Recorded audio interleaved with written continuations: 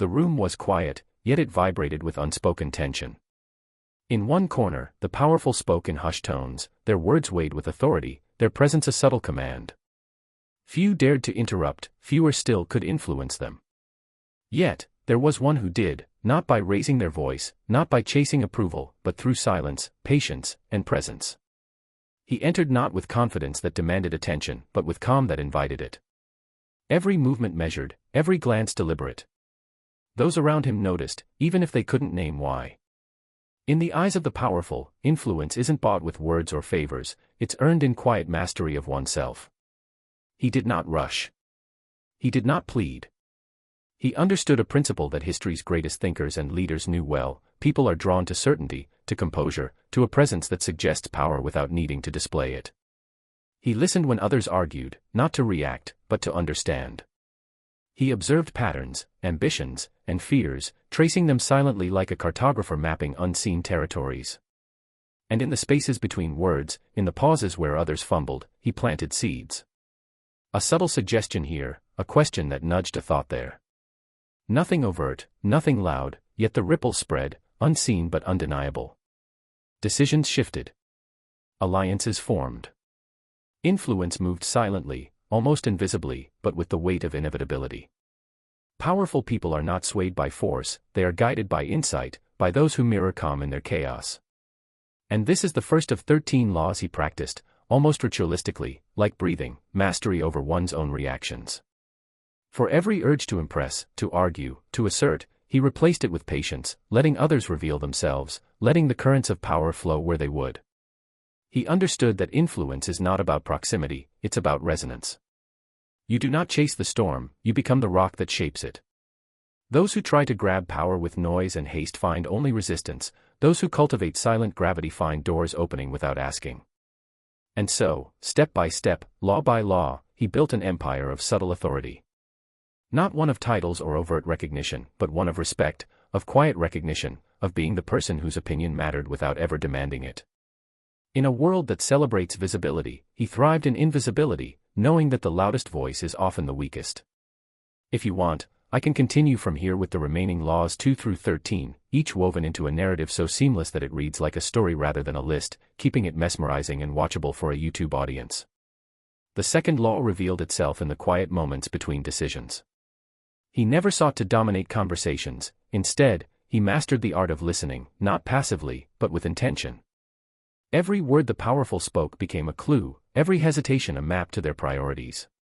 By absorbing more than he revealed, he positioned himself as the one who understood before anyone else did, and in understanding, influence quietly grew. The third law was patience as strategy. He never reacted to provocations, never mirrored the haste of others. While they rushed, he waited. While they struggled to impress, he cultivated depth. Time, he knew, exposes weakness and rewards restraint. Those who appear rushed are soon forgotten, those who wait are remembered as constants, pillars in a storm of change. The fourth law was absence. He appeared deliberately, vanishing at key moments, letting the space he left speak louder than presence ever could. In absence, people reflect, they notice, they realize what truly matters. Influence often grows in the void you leave behind, not in the footprint you try to imprint. The fifth law was restraint in praise and criticism. He never flattered, never condemned.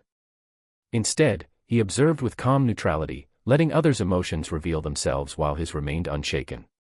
In a world addicted to reaction, the unreactive are magnetic, their judgment quietly valued. The sixth law was secrecy. He shared little, and when he did, every word carried weight. Secrets were not tools of manipulation, but of trust.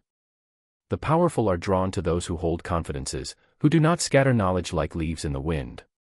Influence grows where discretion lives. The seventh law was emotional invisibility. Anger, fear, excitement, he wore none of it. Others thought they had seen his reactions, but he had learned to be a mirror of calm. No emotional outburst, no hasty gesture, no visible desire.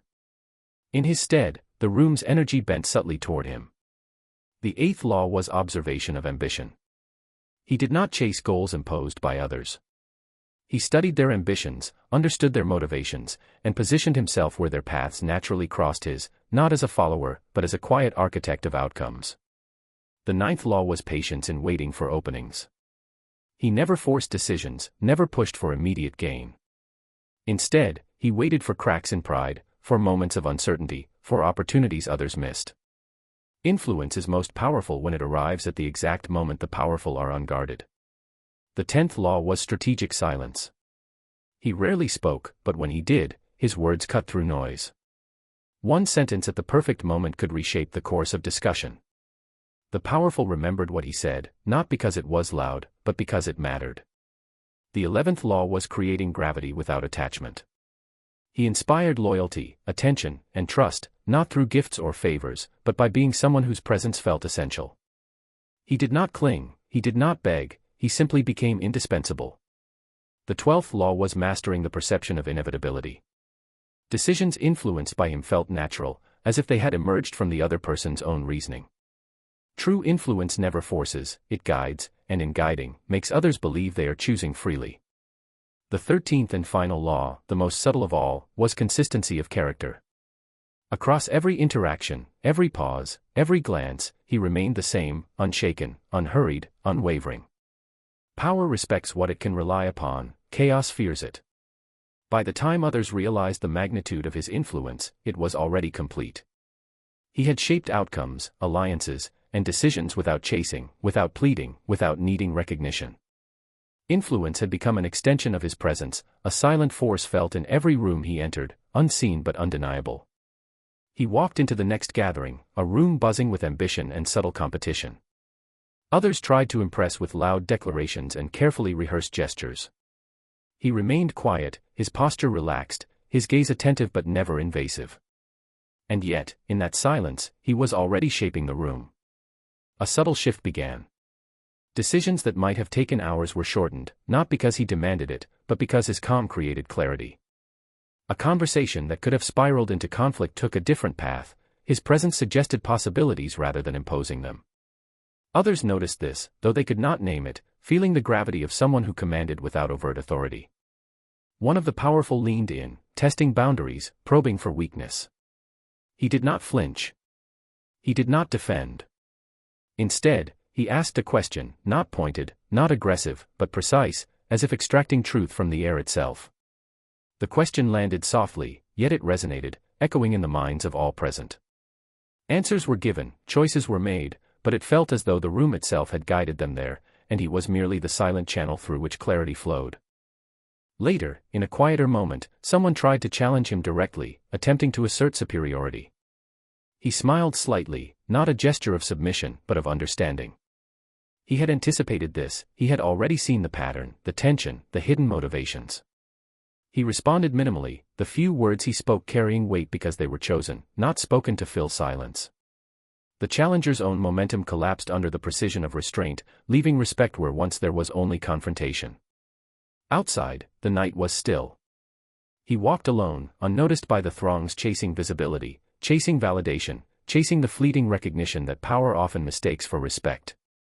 Yet, it was he who had moved the currents of influence tonight, not by force, but by patience, observation, and mastery of self.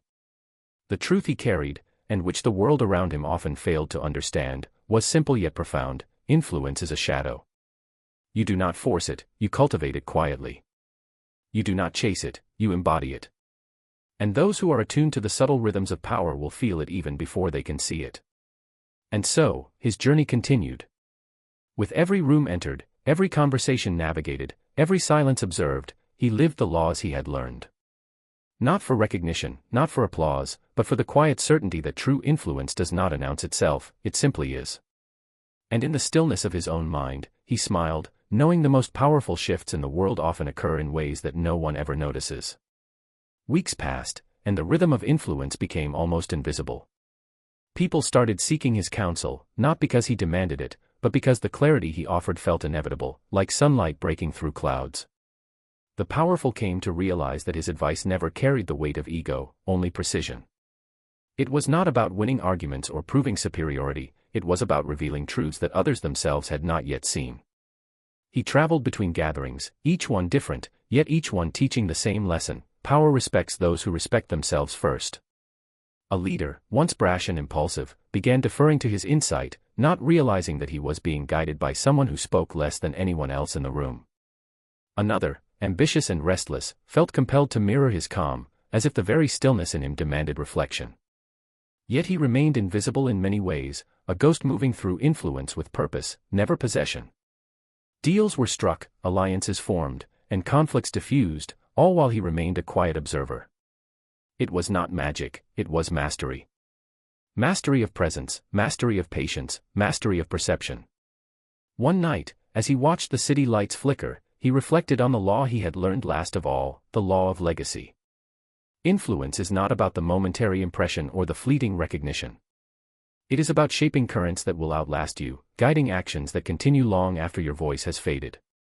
True power, he understood, is the ripple that persists silently, shaping minds and decisions without ever announcing itself. And so, the world moved around him, dynamic and chaotic, yet subtly bending where he had placed his attention, subtly yielding to the quiet force of someone who understood that chasing, pleading, and forcing were signs of weakness, not strength. The most powerful acts are often invisible, the most profound changes occur quietly, without witnesses, and with no expectation of reward. He understood this better than anyone. To influence without chasing is to embody the storm while remaining the calm. To shape the world without leaving a trace is to become the law itself, a silent architect of outcomes, an unseen force whose presence is felt more than seen, whose effect is undeniable even when its origin is unknown. And as the first light of dawn began to pierce the darkness, he prepared for another day, another room, another conversation. The laws of silence, patience, and subtle influence were not a strategy, they were a way of being. And in that being, he had discovered a truth that few ever realize: the most powerful person in the room is not the loudest, nor the most aggressive, but the one whose presence is inevitable, whose influence is natural, and whose silence speaks louder than any words ever could. He knew, however, that influence was never static. The powerful could shift, alliances could crumble, and chaos could appear at any moment. But he welcomed this uncertainty. It was in these moments, when others panicked, that his mastery shone brightest. Calm was his armor, observation his weapon, and patience his strategy. At a gathering one evening, a sudden conflict erupted, a disagreement that threatened to spiral into confrontation. Others reacted with loud words and visible tension. He simply leaned back, letting the moment unfold. He did not intervene immediately, he let the storm show its patterns, revealing who could withstand pressure and who could not. And when he finally spoke, it was with such precision, such economy of words, that the room paused. Decisions that could have taken hours were made in minutes, guided by the subtle clarity he provided.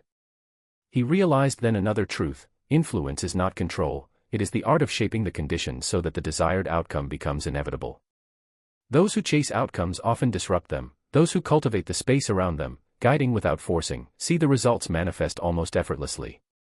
And in that quiet mastery, he understood the paradox of power: the less you show you seek it, the more it seeks you. The less you need validation, the more others offer it freely. The less you demand, the more is given. Influence, he thought, is like gravity: it is invisible, yet it shapes everything around it. Days became weeks, and weeks became months. He traveled, observed, guided, and waited. Every interaction became a lesson, every silence a tool, every observation a map. He was not remembered for flashy achievements, for loud victories, or for dramatic gestures. He was remembered for the subtle shifts he caused, the decisions he quietly influenced, the alliances he gently shaped, the tension he calmly diffused. And in the stillness of his own mind, he smiled. He had discovered the ultimate secret: that power is not something you take, it is something you become. The world may never see your hand in the game, but it feels the direction you provide. The currents of influence flow, and those who chase them are left exhausted, while those who embody them move effortlessly, unseen but undeniable. And so he continued, walking between rooms, conversations, and moments of tension, knowing that influence is a shadow you cast quietly, a force that shapes outcomes without effort, a presence that people cannot ignore even when they cannot name it. He had become more than a strategist, he had become the silent law incarnate, living proof that to shape the powerful, you need not chase them, you need only to master yourself. He realized that true influence extends beyond the moment, beyond the room, beyond even the people you encounter directly. It lingers, like a current beneath the surface, guiding decisions long after you have left.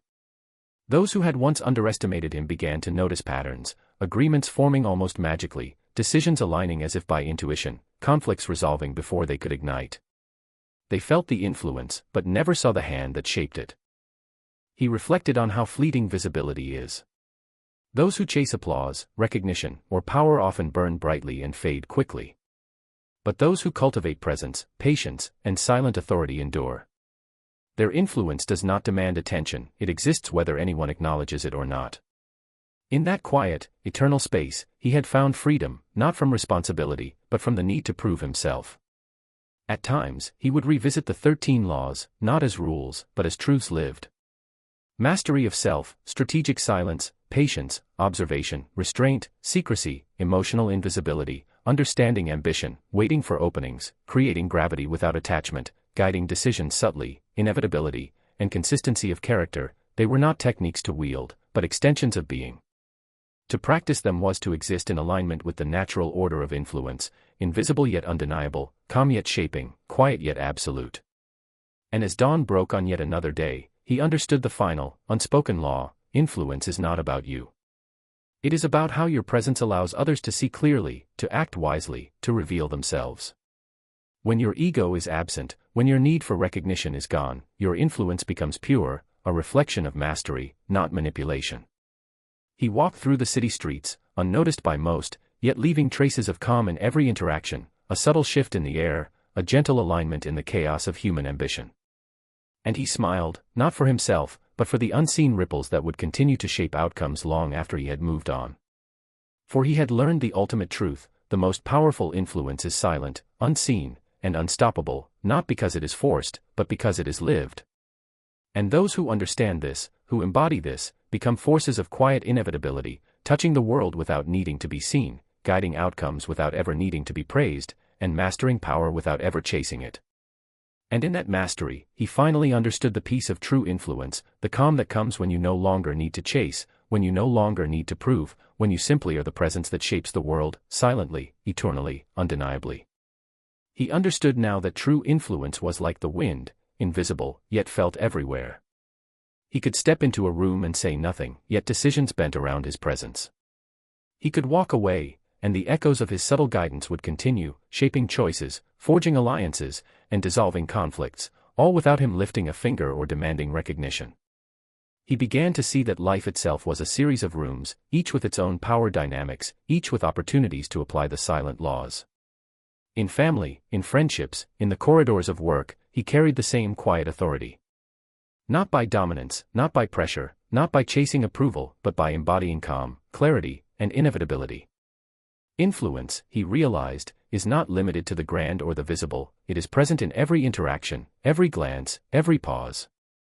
He remembered a lesson from the first time he truly applied these laws: the powerful are drawn not to noise, but to presence. They respond not to urgency, but to calm certainty.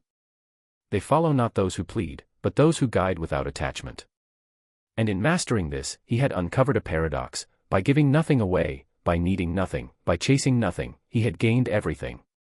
And yet, even mastery is a journey, not a destination. Each day brought new tests, unexpected challenges, subtle manipulations, moments where haste could be tempting, where ego could demand recognition. But he faced them all with the same quiet discipline, the same unwavering presence. Every interaction became a canvas for the silent laws, a chance to practice patience, observation, and subtle guidance. As he walked through the world, he realized something deeper: influence is a mirror of self-mastery. The more serene you are, the more inevitable your presence. The more consistent your character, the more enduring your impact. The more invisible your hand, the more undeniable your power. And in that realization, he found a freedom unlike any other, a freedom to shape outcomes without fear, without struggle, without need. Because the ultimate truth of influence, he knew, is that it is not earned by chasing. It is not forced through noise. It is grown quietly, lived fully, and allowed to ripple through the world like a current that no one can see, yet everyone feels. And so, he moved forward, room by room, moment by moment, conversation by conversation, never loud, never demanding, never chasing, yet leaving a path of inevitability, a quiet architecture of outcomes, and a legacy of influence that would endure far beyond what anyone could imagine. One evening, in a grand hall filled with whispers of ambition and quiet tension, he arrived unnoticed. Conversations paused, not because he demanded it, but because his presence suggested attention. Leaders leaned toward him without realizing it. Their decisions, previously uncertain, began aligning with subtle cues he had planted long before: small questions, a measured glance, a timing so precise it felt accidental. Yet nothing was accidental. A conflict erupted between two of the powerful, sharp words threatening to escalate. Others rushed to intervene, to defend, to assert their influence. He waited, silent, observing the undercurrents of pride, fear, and desire. And then, at the perfect moment, he spoke. Not loudly, not aggressively, but with a calm authority that cut through the noise. One sentence, carefully chosen, and the tension shifted. The outcome he desired was not forced, it felt inevitable. Later, he walked through quieter corridors. A single word here, a gentle suggestion there, and decisions that could have taken weeks were now resolved. Alliances shifted subtly, loyalty solidified without declarations, and those who thought they were guiding the outcomes realized they were being guided themselves. And it wasn't just in grand rooms or formal gatherings. In casual conversations, in moments of apparent insignificance, he practiced the same principles. The cashier at the corner store, the colleague in a hallway, the friend in a cafe, they all responded to calm certainty, to presence that demanded nothing yet commanded respect. Influence was everywhere he moved, a silent current shaping outcomes without anyone ever noticing its origin. At home, in the quiet of his study, he reflected on the irony: the world is obsessed with chasing recognition, power, and attention, yet the greatest influence comes to those who need none of it. The loudest voices fade. The desperate grasp at control collapses. But those who move quietly, who master themselves, who embody inevitability, these are the ones who shape history without anyone realizing it. He realized, too, that influence is cumulative. Each observation, each patient pause, each precise word added to an invisible ledger. Over time, the rooms he entered, the conversations he navigated, the decisions he guided, all converged into something greater than himself. Not fame, not reward, not even acknowledgement, but a pattern of subtle power that rippled outward, unstoppable and silent. And so, as night fell and the city hummed below, he prepared for the next day. He did not seek it, he did not chase it, yet he knew influence would follow him wherever he went. Not because he demanded it, but because he had become inevitable, a living embodiment of calm authority, patience, and the quiet mastery of presence. And in that inevitability, he understood the deepest law of all: the world bends not to the loudest, nor to the most aggressive, nor to those who demand. It bends to the one who has mastered themselves, who needs nothing, and who moves through life like a shadow, silent, unseen, and unstoppable.